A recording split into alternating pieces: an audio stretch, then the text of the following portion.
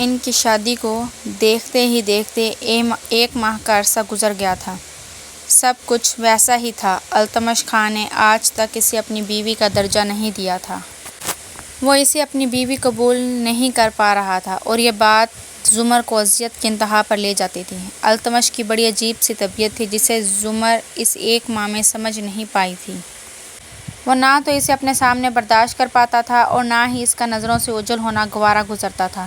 اس کے غصے کے ڈر سے وہ زیادہ تر یہی کوشش کرتی تھی کہ اس کے سامنے نہ جائے، لیکن یہ بھی مقابل کو کہاں گوارا تھا۔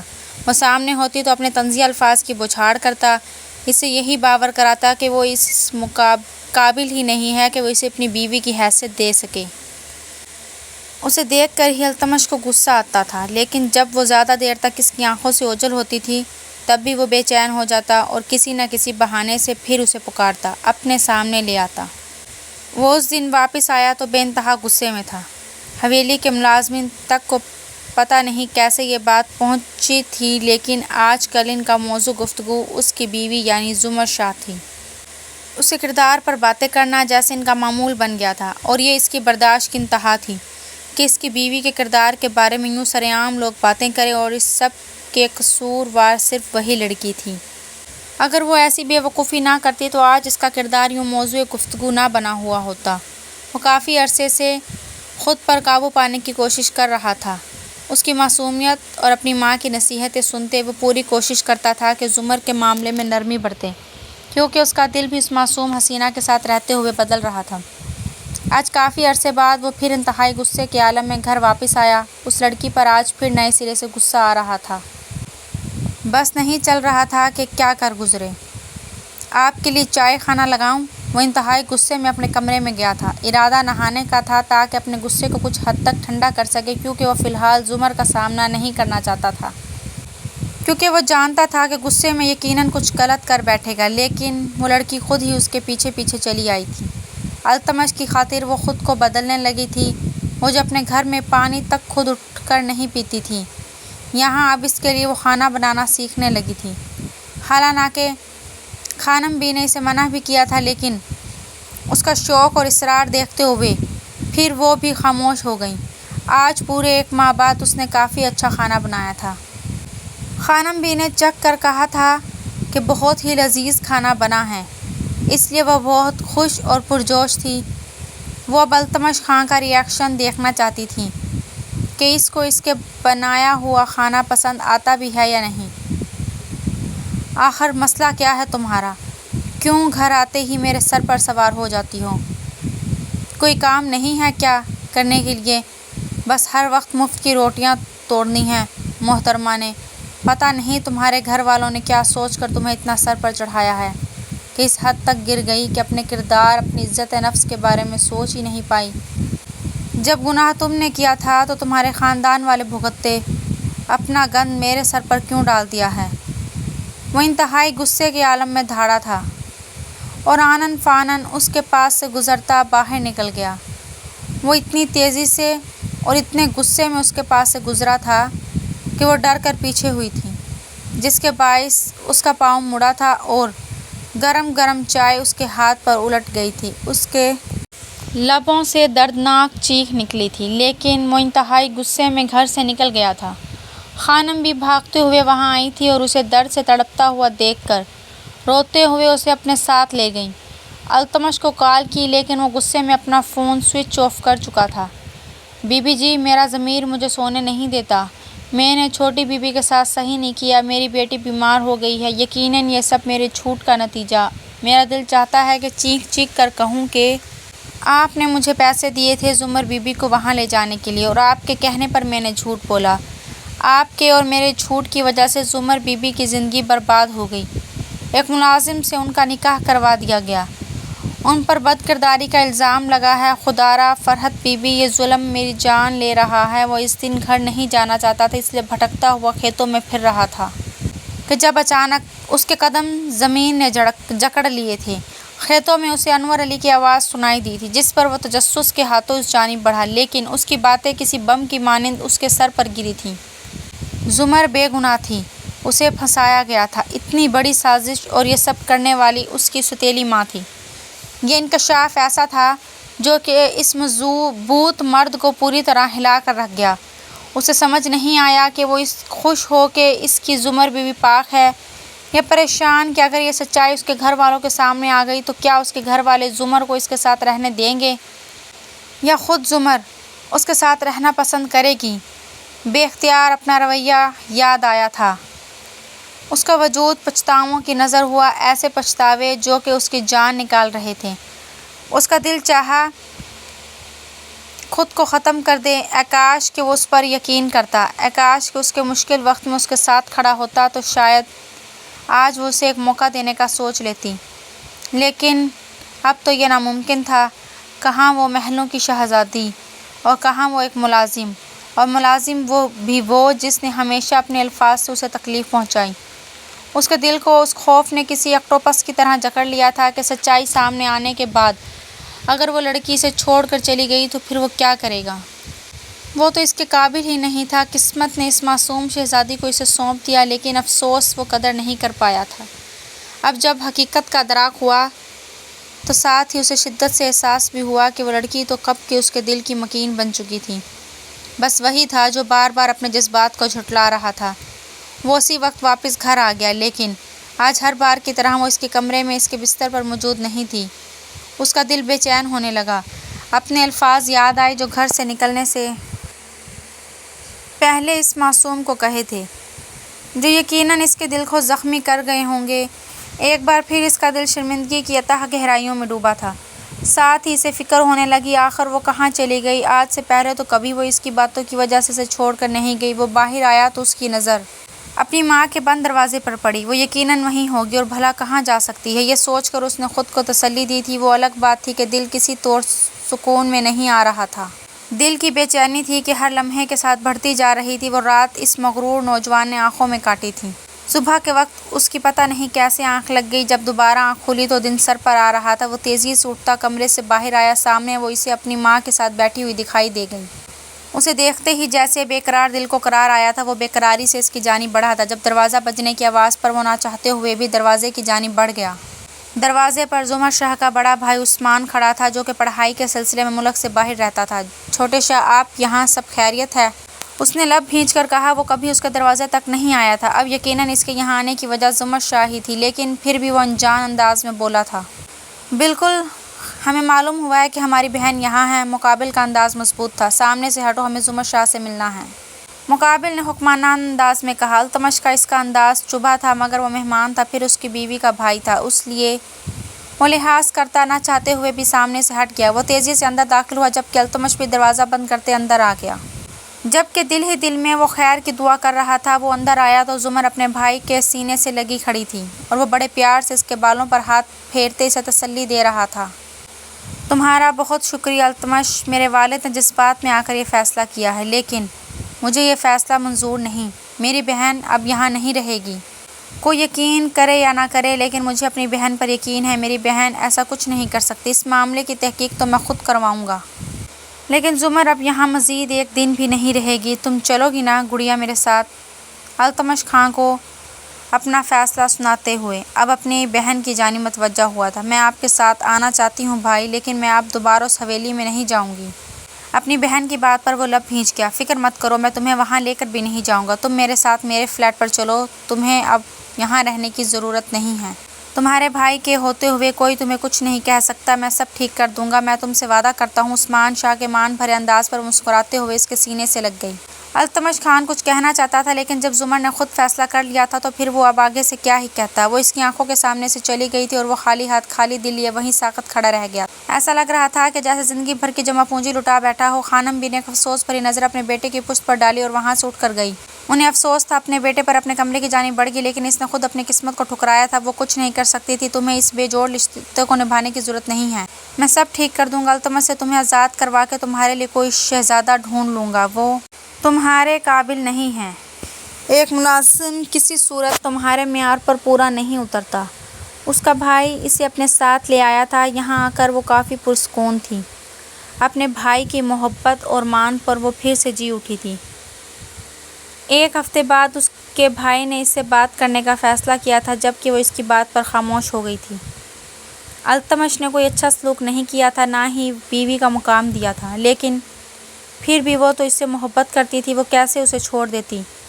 چاہے جو بھی تھا، جیسے بھی تھا، اس نے خود دعاؤں میں مانگا تھا اس شخص کو، اور اب اس شخص سے جدا ہونا اس کے لیے ممکن نہیں تھا۔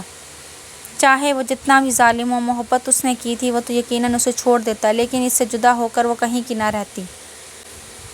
پھر وہ ویسے بھی مشکل وقت میں جب اس کے گھر والوں نے اسے اپنے گھر سے نکال دیا تھا، تب اس شخص نے اسے اپنے گھر میں پناہ دی۔ اس کی ماں نے اسے محبت دی، عزت دی، چاہے وہ زبان کا کڑوا تھا، لیکن کبھی اسے اپنے گھر سے نہیں نکالا، کبھی اس پر ہاتھ نہیں اٹھایا، اس کے لیے یہی بہت تھا۔ میں التمش سے طلاق نہیں چاہتی بھائی، میں اس کے ساتھ رہ لوں گی، مجھے اس رشتے پر کوئی اعتراض نہیں، یہی میری قسمت ہے اور میں سب قبول کر چکی ہوں۔ میرا دل جڑ چکا ہے ان سے۔ اپنی بہن کی بات پر وہ کتنے ہی لمحے خاموش رہ گیا، لیکن پھر دوبارہ چھوڑنے کی بات نہیں کی۔ جبکہ وہ خود سے فیصلہ کر چکی تھی، تو پھر اب اسے اپنی بہن کے فیصلے کا مان رکھنا تھا۔ دیکھتے ہی دیکھتے اسے گئے ہوئے 1 مہینہ ہو گیا تھا۔ اسی 1 ماہ میں وہ 1000 بار مرا تھا۔ اس کی حقیقت اس کا بھائی پوری حویلی والوں کے سامنے لے آیا تھا، اور اب اسے یہی خوف ستاتا رہا تھا کہ کہیں یہ رشتہ بھی ختم نہ کر دیا جائے۔ وہ اس قدر شدت سے اسے چاہنے لگا تھا کہ اس کے بغیر رہنا ممکن ہی نہ تھا۔ یہ سوچ کر کہ وہ ہمیشہ کے لیے زمر شاہ کو کھو دے گا، وہ دن بدن ایک زندہ لاش بنتا جا رہا تھا۔ وہ ابھی تک اپنے بھائی کے ساتھ فلیٹ میں ہی تھی، اور فلیٹ کا ایڈریس التمش کو معلوم تھا، بس اسے سامنے کی اب ہمت نہیں تھی۔ لیکن اب جب اسے لگ رہا تھا کہ سب کچھ ختم ہو جائے گا، تو پھر اس نے ایک آخری بار اس سے ملنے کا فیصلہ کیا۔ وہ اپنے دل کو مضبوط کرتا فلیٹ کے باہر پہنچا، اور جیسے ہی اس کا بھائی باہر نکلا، اس نے گہرا سانس لیتے ہوئے فلیٹ کی بیل بجائی۔ زمر نے اپنے بھائی کا سوچتے ہوئے دروازہ کھول دیا، کیونکہ اس کے علاوہ کوئی یہاں آتا ہی نہیں تھا۔ آپ اپنے سامنے اس ستمگر کو دیکھ کر وہ حیرت زدہ سی رہ گئی۔ کیسی ہو تم نے تو جا کر واپس پلٹ کر دیکھنا بھی ضروری نہیں سمجھا؟ وہ نہیں جانتا تھا کیا سوچ کر اس کے لبوں سے یہ شکوہ نکلا تھا، جس پر وہ حیران سی سے دیکھنے لگی۔ کیا ہمارے درمیان ایسا کوئی رشتہ تھا جس کی بنا پر میں پلٹ کر آپ تک آتی؟ زمر کے ناسمجھی سے پوچھنے پر وہ کچھ پل خاموش ہو گیا۔ یہاں سے گزر رہا تھا تو سوچا آپ سے ملتا جاؤں، پھر کیا پتہ ملنا نصیب ہو یا نہ ہو۔ اس شخص کا انداز بڑا بدلا ہوا تھا۔ یقیناً اسے بھی معلوم ہو چکا تھا کہ وہ بے گناہ ہے، یا شاید اس کی حیثیت بدل چکی تھی، اس لیے مقابل اسے نرمی سے بات کرنے پر مجبور تھا۔ خیریت ہے؟ آپ کا انداز اتنا بدلا ہوا کیوں ہے؟ آپ کو بھی سچائی معلوم ہو گئی ہے؟ اس نے سینے پر ہاتھ باندھتے طنزیہ انداز میں پوچھا۔ مجھے بہت پہلے معلوم ہو گیا تھا، جس رات تمہارا ہاتھ جلا تھا اس رات میں بہت غصے سے گھر آیا تھا۔ ملازمین سے تمہارے بارے میں الٹی سیدھی باتیں سنتے اس وقت دماغ گھوما ہوا تھا میرا، اسی لیے تو سیدھا کمرے میں چلا گیا تھا کہ کہیں تمہیں کچھ الٹا سیدھا نہ کہہ دوں۔ اس وقت میرے نزدیک تم گناہ گار تھے، اگر تم وہ قدم نہ اٹھاتی تو یوں لوگ تمہارے کردار پر باتیں نہ کرتے۔ تمہیں اندازہ بھی نہیں ہے تمہارے بارے میں ایسی باتیں سننا کس قدر اذیت ناک تھا۔ دل چاہتا تھا یا تو خود کو ختم کر لوں یا تمہیں۔ میرا دل تو بہت پہلے تمہارے معاملے میں بدل گیا تھا، تم میرے نکاح میں تھی، تمہارے ساتھ ایک کمرے میں ایک ساتھ رہتے ہوئے۔ کب میرا دل بدلا مجھے خود بھی معلوم نہیں ہوا، لیکن میری انا اور میری غیرت اور لوگوں کی باتوں نے کبھی مجھے تمہیں قبول نہیں کرنے دیا۔ میں چاہ کر بھی یہ بات بھلا نہیں پاتا تھا کہ تمہارا کسی کے ساتھ تعلق تھا۔ پہلے مجھے صرف غصہ آتا تھا، پھر یہ بات اپنی غیرت پر لگنے لگی۔ لوگوں کی باتیں برداشت نہیں ہوتی تھی، اور پھر وہ لمحہ آیا جب میں تمہیں لے کر حسد و رقابت کا شکار ہونے لگا۔ تم کسی اور کو چاہتی تھی، تمہارے دل میں کوئی اور تھا۔ میں یہ سوچ کر ہر روز مرتا تھا میں بھی تمہارے ساتھ ایک خوشحال زندگی گزارنا چاہتا تھا، اور پھر جس دن حقیقت معلوم ہوئی اس دن میں فوراً واپس آیا، مگر تم کہیں نہیں تھی۔ تم مورے کے کمرے میں سو گئی تھی۔ وہ پوری رات میں انگاروں پر جلتا رہا، سوچتا تھا کہ صبح ہوتے ہی تم سے معافی مانگوں گا، لیکن موقع ہی نہیں ملا۔ پتہ نہیں کسی وقت میری آنکھ لگ گئی، اور جب میری آنکھ کھلی تب تک تمہارا بھائی ہمارے دروازے پر کھڑا تھا۔ مجھے تو تم سے بات کرنے کا بھی موقع نہیں ملا، معافی مانگنے کا موقع بھی قسمت نے مجھ سے چھین لیا۔ شاید یہی میرے غرور اور انا کی سزا تھی۔ جس سے میں سب سے زیادہ محبت کرتا تھا اسے ہی تکلیف دی، اور پھر ازالے کا ایک موقع تک نہ مل سکا۔ میں نہیں جانتا تھا کہ تم مجھے قبول کرو گی بھی یا نہیں، لیکن اب میں تمہیں مزید تکلیف نہیں دے سکتا۔ سب معاملات تمہارے سپرد کیے، تمہیں جو چاہو فیصلہ کرو، میں تمہارے فیصلے کا احترام کروں گا۔ تم اگر نہیں رہنا چاہتی میرے جیسے ملازم کے ساتھ جو تمہارے قابل ہی نہیں، تو ٹھیک ہے، تم ایک شہزادی ہو، قسمت کی ہیر پھیر سے بھٹک کر مجھ تک آ گئی تھی، لیکن افسوس کہ میں قدر ہی نہیں کر پایا۔ اب اگر تم نہیں رہنا چاہتی میرے ساتھ تو تم حق بجانب ہو، بس ہو سکے تو مجھے معاف کر دینا۔ ہر ہمیشہ خوش رہنا، جو کچھ تمہارے ساتھ کیا اس پر شرمندہ ہو سکے تو مجھے معاف کر دینا۔ اس شخص کی باتوں پر وہ بے یقینی سے اسے دیکھنے لگی۔ وہ تو تیار کھڑا تھا اسے چھوڑنے کے لیے۔ اسے تو لگا تھا اس کی حقیقت سامنے آنے پر وہ اسے قبول کر لے گا۔ کیا اس شخص کو معلوم نہیں تھا کہ اس کی خوشی تو وہ خود تھا؟ کیا اس نے کبھی بھی اس کی محبت محسوس نہیں کی؟ اس کی محبت میں اس کا بدل جانا کیا اس شخص کو کبھی دکھائی ہی نہیں دیا؟ وہ اس کے سامنے کھڑا اظہار محبت کر بھی رہا تھا تو اب جب وہ اسے آزاد کرنے پر آمادہ تھا۔ یہ کیسی محبت تھی جس میں وہ اس سے دستبردار ہونے کے لیے تیار تھا؟ وہ آنکھوں میں اذیت لیے اسے دیکھے گئی۔ وہ ہر بار بس اپنے ہی سناتا تھا، اب بھی اسے چھوڑنے کا کہہ کر اس کی جان نکال گیا تھا۔ اس نے تو نہیں کہا تھا کہ وہ آزاد ہونا چاہتی ہے۔ وہ خاموشی سے اسے دیکھتی، آنکھوں میں آنسو، پلٹ کر اپنے کمرے میں بند ہو گئی۔ جبکہ اس کی خاموشی پر وہ دل معصوم کر رہ گیا۔ وہ بھی بھاری دل کے ساتھ گھر سے نکلتا جب سامنے سے عثمان شاہ داخل ہوا۔ تم یہاں کیا کر رہے ہو؟ عثمان شاہ نے اسے دیکھتے ہوئے ماتھے پر بر ڈالے سوال کیا۔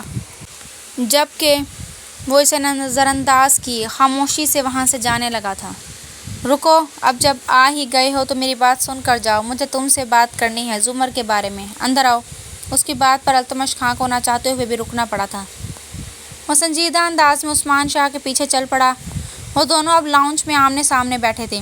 دیکھو، جیسا کہ حقیقت سامنے آ چکی ہے، میرے گھر والوں کو اب افسوس ہے۔ وہ چاہتے ہیں کہ زمر واپس آ جائے، اسے حویلی میں اس کا مقام دیا جائے۔ میری سوتیلی ماں کو میرا باپ گھر سے نکال چکا ہے اور وہ اب اپنی بیٹی کو واپس چاہتا ہے، اور ساتھ ہی تم سے طلاق بھی چاہتے ہیں۔ چاہتا تو میں بھی یہی تھا کہ میری بہن کی شادی ہماری حیثیت کے کسی لڑکے سے ہو، لیکن میری بہن ایسا نہیں چاہتی۔ وہ تو تمہارے ساتھ رہنا چاہتی ہے، اور میرے لیے اس کی خواہش سے بڑھ کر کچھ بھی نہیں۔ اب جب اس نے تمہارے ساتھ رہنے کا فیصلہ کر لیا ہے تو میں اسے روکوں گا نہیں، لیکن اس کا مطلب یہ بھی نہیں کہ میں تمہیں یوں ہی اپنی بہن دے دوں گا۔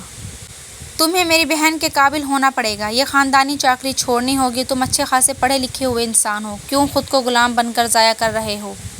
آگے بڑھو، میں چاہتا ہوں تم میرے ساتھ بزنس کرو، پارٹنرشپ پر کام کرتے ہیں۔ میں انویسٹمنٹ کروں گا اور تم آفس سنبھالنا، باقی حویلی والوں کو میں خود سنبھال لوں گا۔ میرے لیے میری بہن کی خوشیاں عزیز ہیں، اور میں چاہتا ہوں تم میری بہن کے قابل بنو۔ اپنی ماں کو لے آؤ، یہ فلیٹ اب میری بہن کا ہے اور وہ چاہتی ہے تمہاری ماں اور تم یہیں رہو۔ میں ویسے بھی ہر وقت یہاں نہیں رہ سکتا۔ اگر تمہیں یہ فیصلہ منظور ہے تو اپنی ماں کو لے کر شام میں آ جاؤ۔ عثمان شاہ اپنی بات کہتا وہاں سے اٹھ گیا تھا، جبکہ وہ کتنے ہی لمحے بے یقینی سی کیفیت میں بیٹھا رہا۔ یقیناً اسے یقین نہیں ہو رہا تھا کہ وہ اب بھی اس کے ساتھ رہنا چاہتی ہے۔ ایسا لگا کہ جیسے اس نے کچھ غلط سنا ہو۔ یہ تو کوئی معجزہ ہی تھا۔ عثمان شاہ اپنی ایک ضروری فائل لیتا وہاں سے نکل گیا تھا، جبکہ وہ فلیٹ میں ہی بیٹھا رہ گیا۔ کچھ ہی دیر بعد زمر اپنے کمرے سے نکلی تو اسے وہیں بیٹھا دیکھ کر حیران رہ گئی۔ آپ گئے نہیں؟ وہ حیران ہوئی تھی۔ تم اب بھی میرے ساتھ رہنا چاہتی ہو؟ اسے دیکھتا وہ اس کے قریب آ کر بے یقین لہجے میں بولا تھا، جس پر وہ خاموش ہو گئی۔ کیوں؟ مجھ میں تو ایسا کچھ نہیں کہ تم میرا انتخاب کرو۔ وہ ابھی تک الجھا ہوا تھا اور اپنی الجھن دور کرنا چاہتا تھا۔ کیوں؟ آپ میں ایسی کیا خرابی ہے؟ میرے لیے آپ سے بہتر کوئی نہیں ہو سکتا۔ جب میرے اپنے ماں باپ نے بے اعتباری میں مجھے اپنے گھر سے نکال دیا، تب آپ نے مجھے اپنے گھر میں جگہ دی۔ آپ کی ماں نے مجھے وہ پیار دیا جو مجھے کبھی نہیں ملا۔ ہاں، آپ کا انداز بہت ناگوار گزرتا تھا، لیکن اپنی نفرت اور جھنجھلاہٹ کے باوجود کبھی مجھ پر ہاتھ نہیں اٹھایا۔ حالانکہ جس باپ نے شہزادیوں کی طرح پالا، ایک غلط فہمی کی بنا پر میرا مان، میرا غرور چکنا چور کرتے میرے منہ پر تھپڑ دے مارا۔ وہ تھپڑ میں کبھی بھول نہیں سکتی۔ آپ نے میرا کردار جانتے ہوئے بھی مجھ سے نکاح کیا، مجھے اپنے گھر میں پناہ دی، اور پھر میرا دل تو بہت پہلے ہی آپ کو چاہتا تھا۔ میں نے خود آپ کو دعاؤں میں مانگا تھا، لیکن کبھی سوچا نہیں تھا کہ اس طرح آپ میرا مقدر بنیں گے، جس سے رو رو کر دعاؤں میں مانگا جائے۔ اس سے دستبردار ہونا بھلا کہاں آسان ہوتا ہے۔ اس کی باتوں پر وہ کتنے ہی لمحے کچھ بول نہیں پایا، پھر سر جھکائے گھٹنوں کے بل اس کے سامنے بیٹھا، اس کے ہاتھ تھام گیا۔ مجھے معاف کر دو زمر، اپنی انا اور غیرت نے تمہیں بہت اذیت پہنچائی۔ میں واقعی تمہارے قابل نہیں ہوں، لیکن میں وعدہ کرتا ہوں تمہارے قابل بن کر دکھاؤں گا۔ تمہیں زندگی میں کبھی اس فیصلے پر پچھتانے نہیں دوں گا۔ میں سب ٹھیک کر دوں گا۔ تمہارے قدموں میں دنیا جہاں کی ہر خوشی نچھاور کر دوں گا۔ التمش خان کا دل تمہاری محبت کا اسیر ہے۔ التمش خان تعمر آپ کا غلام بن کر رہنا چاہتا ہے۔ کیا آپ اس ناچیز کو اپنی غلامی میں قبول کریں گی؟